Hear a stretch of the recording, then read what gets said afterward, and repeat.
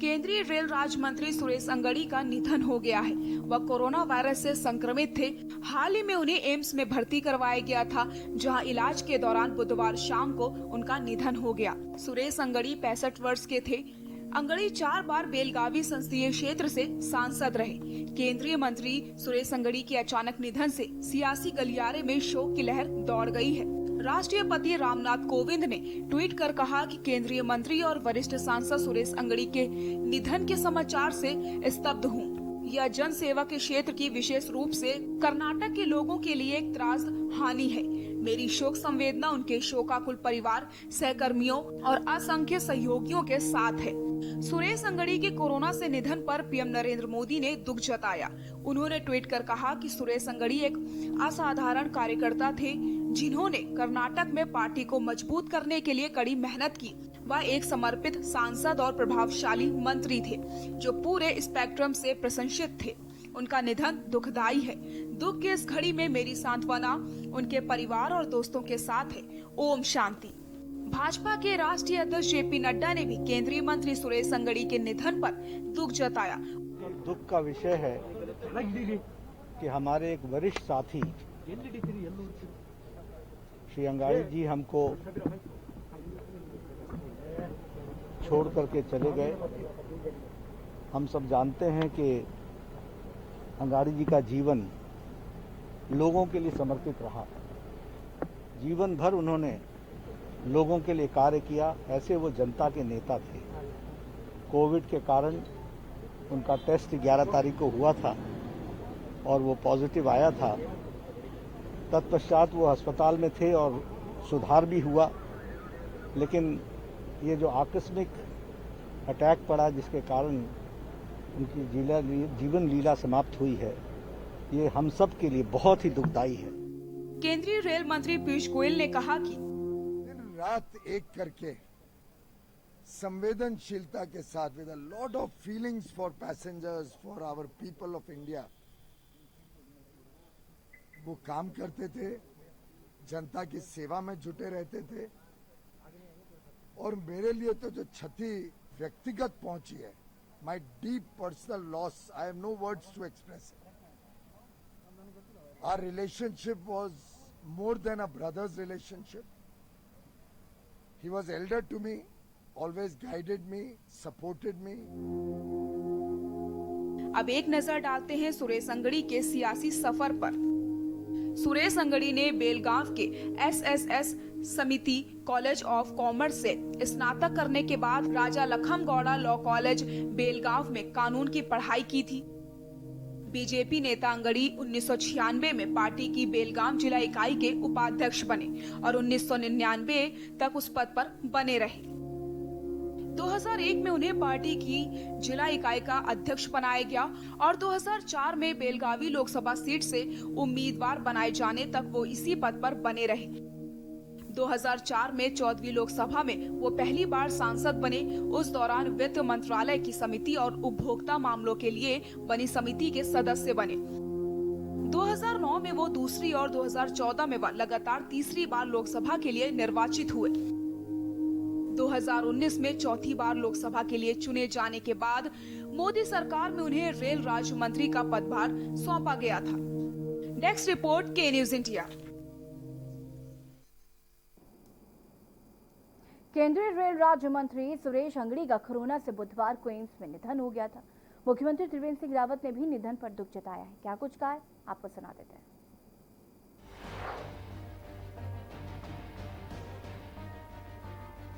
केंद्रीय रेल राज्य मंत्री श्री सुरेश अंगड़ी जी के असामयिक निधन का समाचार सुनकर अत्यंत दुख हुआ। वे कुशल प्रशासक और जनता को समर्पित राजनेता थे। ईश्वर दिवंगत आत्मा को शांति व शोक संतप्त परिवारजनों को धैर्य प्रदान करे। ओम शांति। और अब बात करेंगे केदारपुरी में जयकारों की गूंज। मॉनसून सीजन समाप्त होते ही केदारनाथ धाम में यात्रियों की खूब आवाजाही हो रही है। अब प्रत्येक दिन 400 से 500 के लगभग यात्री बाबा के दर्शनों के लिए पहुंच रहे हैं। मंदिर के आगे पैदल मार्ग पर दुकानें भी खुल गई हैं। केदारनाथ धाम की ताजा तस्वीरों को देखकर कोरोना महामारी का बिल्कुल भी एहसास नहीं हो रहा है। जो केदारनाथ धाम पिछले महीने वीरान पड़ा था, वहां आज भक्तों की भरमार है। हालांकि कोरोना को देखते हुए यात्रियों को मंदिर के बाहर से ही दर्शन कराए जा रहे हैं और अभी तक 17,000 से अधिक भक्त बाबा के दर्शन भी कर चुके हैं। देखिए एक रिपोर्ट।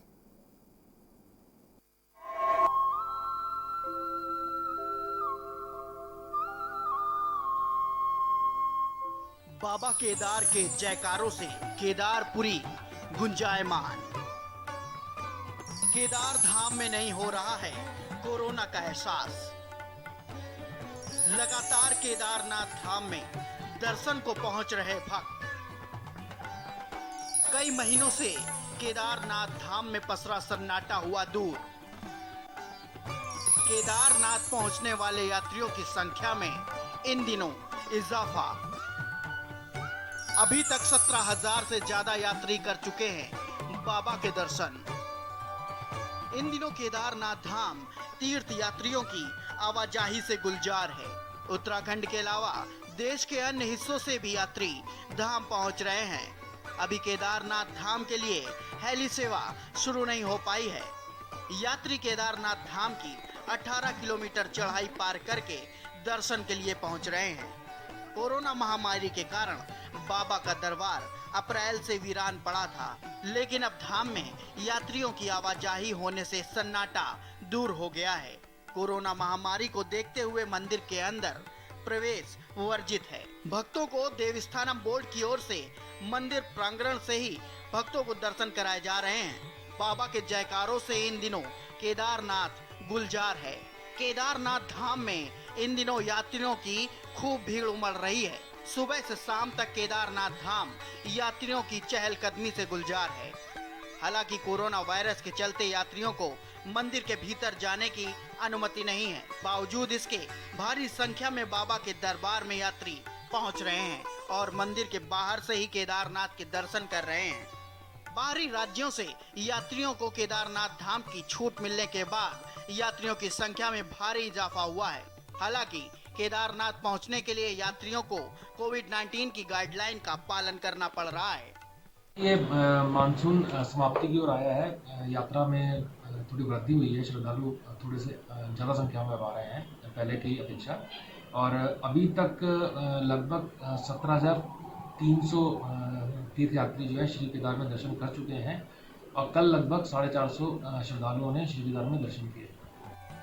बता दें, केदारनाथ धाम में कोविड-19 का पालन करते हुए श्रद्धालुओं को मंदिर के बाहर से दर्शन करवाए जा रहे हैं। साथ ही श्रद्धालुओं को यात्रा मार्ग में हर सुविधा दी जा रही है। गौरीकुंड से केदारनाथ पैदल मार्ग अब ठीक है, जबकि केदारनाथ में भी मौसम साफ है, जिससे श्रद्धालुओं की संख्या में वृद्धि हुई है। रुद्रप्रयाग से के न्यूज के लिए रोहित डिमरी की रिपोर्ट।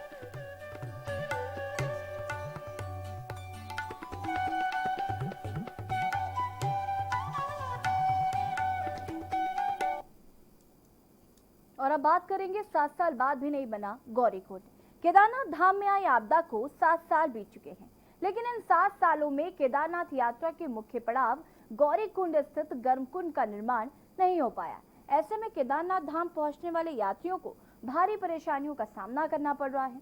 खासकर महिला यात्री कुंड में स्नान नहीं कर पा रही हैं। केदारनाथ यात्रा शुरू करने से पहले भक्त इस गर्मकुंड में स्नान करके शुद्ध होते हैं। देखिए रिपोर्ट। अभी तक नहीं बन सका मुख्य पड़ाव गौरीकुंड में गर्मकुंड। आपदा के 7 वर्ष बाद भी नहीं बना गर्मकुंड। कुंड में स्नान करने के बाद ही भक्त करते हैं केदारनाथ की यात्रा। आपदा में बुरी तरह से क्षतिग्रस्त हो गया था कुंड। महिला तीर्थ यात्रियों को स्नान करने में आ रही हैं दिक्कतें।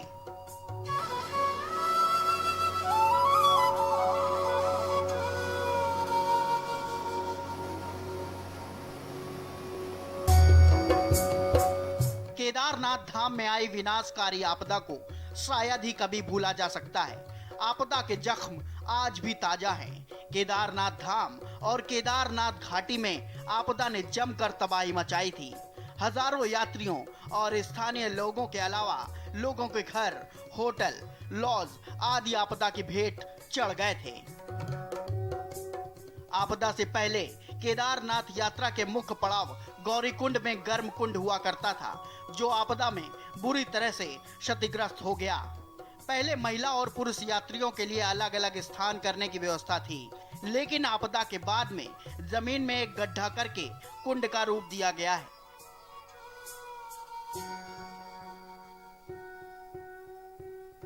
सात सालों में कुंड का ट्रीटमेंट नहीं हो पाया है, जबकि कुंड के निर्माण पर लाखों रुपए भी खर्च हो चुके हैं।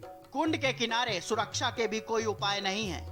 महिला यात्री कुंड में स्नान करने से कतरा रही हैं। पुरुष यात्री तो खुले कुंड में स्नान भी कर देते हैं, लेकिन महिला यात्रियों को कई बार इसके लिए सोचना पड़ता है। पुराणों में भी गर्म कुंड का विशेष महत्व है। मान्यता यह है कि गर्म कुंड में स्नान करके शुद्ध होने के बाद ही केदारनाथ की पैदल यात्रा शुरू होती है। कुंड से कुछ दूरी पर ही मां पार्वती का भव्य मंदिर भी विराजमान है।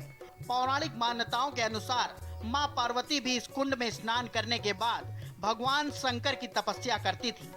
आपदा के 7 साल गुजर जाने के बाद भी कुंड का निर्माण न होने से भक्तों की आस्था को ठेस पहुंच रही है। देख रेख के अभाव में कुंड के निकट गंदगी के अंबार भी लगे हुए हैं। भक्त लंबे समय से कुंड निर्माण की मांग करते आ रहे हैं, लेकिन अभी तक कुंड का निर्माण नहीं हो पाया है।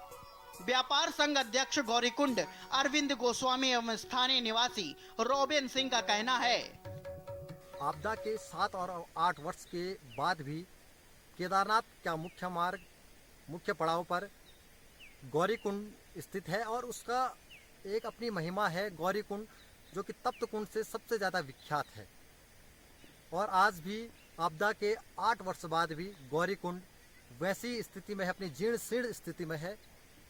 आज भी बाहर से आए हुए श्रद्धालु लगातार जिस प्रकार से केदारनाथ यात्रा पर जाते हैं और केदारनाथ के मुख्य पड़ाव जो कि गौरीकुंड है और तप्त कुंड की अपनी एक महत्व है, एक महिमा है, जिसमें कि किसी की बहन, किसी की बेटी, किसी की माँ नहा रही है और लोग ऊपर से तमाशा देख रहे हैं। हमने कई बार प्रशासन से को इसके बारे में भी अवगत कराया कि आप लोग इसके ऊपर एक टीन का शेड हो या तो इसको कवर किया जाए, जो पूर्व में गौरीकुंड की व्यवस्था हुआ करती थी।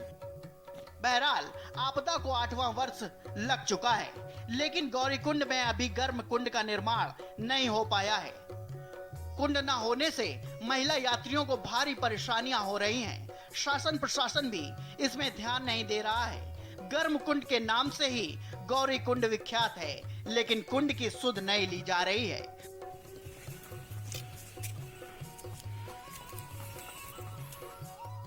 रुद्रप्रयाग से के न्यूज के लिए रोहित डिमरी की रिपोर्ट।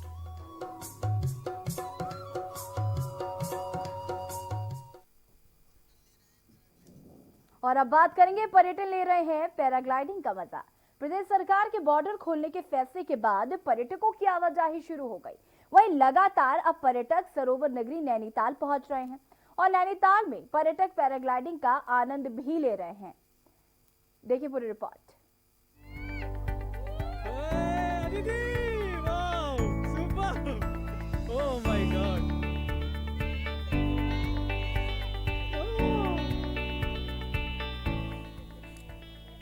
प्रदेश सरकार के बॉर्डर खोलने के फैसले के बाद पर्यटकों की आवाजाही शुरू हो गई है।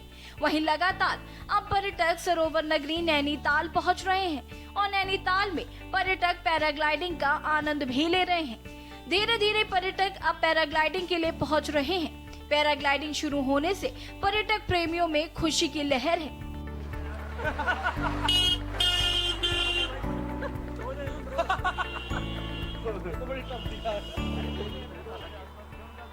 बता दें कि लॉकडाउन के 6 महीने के लंबे इंतजार के बाद सरकार द्वारा जारी नई गाइडलाइन में एडवेंचर स्पोर्ट्स को खोलने की अनुमति मिलने के बाद पैराग्लाइडिंग फिर शुरू होने से पैराग्लाइडिंग से जुड़े कारोबारियों में खुशी की लहर है। नौकुचिया ताल और भीमताल में पर्यटकों की बढ़ती आमद को देखते हुए पैराग्लाइडिंग शुरू की गई। लॉकडाउन में छूट के बाद पर्यटक पहाड़ों का रुख करने लगे।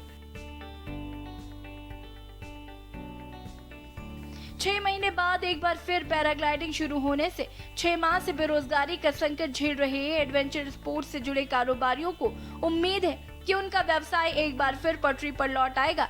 हालांकि पैराग्लाइडिंग का लुत्फ उठाने पर्यटक सीमित संख्या में ही इन स्थानों पर पहुंच रहे हैं। वहीं नैनीताल पैराग्लाइडिंग एंड एडवेंचर का लुत्फ लेने पहुंचे पर्यटकों का कहना है कि पैराग्लाइडिंग करके ऊंचाई से प्रकृति का आनंद उठाना अपने आप में अनूठा अनुभव है।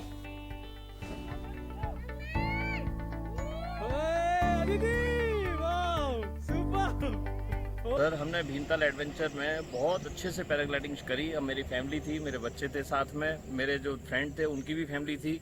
हमने बहुत अच्छे से पैराग्लाइडिंग करके बहुत आनंद लिया।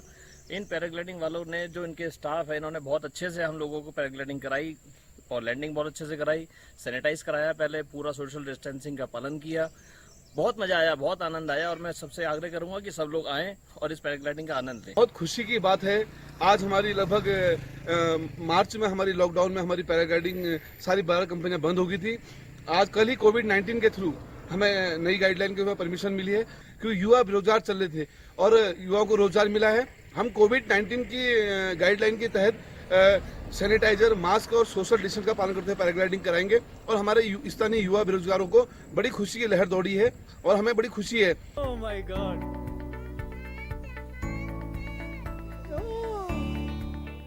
पैराग्लाइडिंग शुरू होने से पर्यटकों की चहल पहल भी बढ़ी है। ऐसे में अब संभावना है कि अक्टूबर और नवंबर में यहाँ अच्छा पर्यटन सीजन होगा। नैनीताल से के न्यूज के लिए कांतापाल की रिपोर्ट।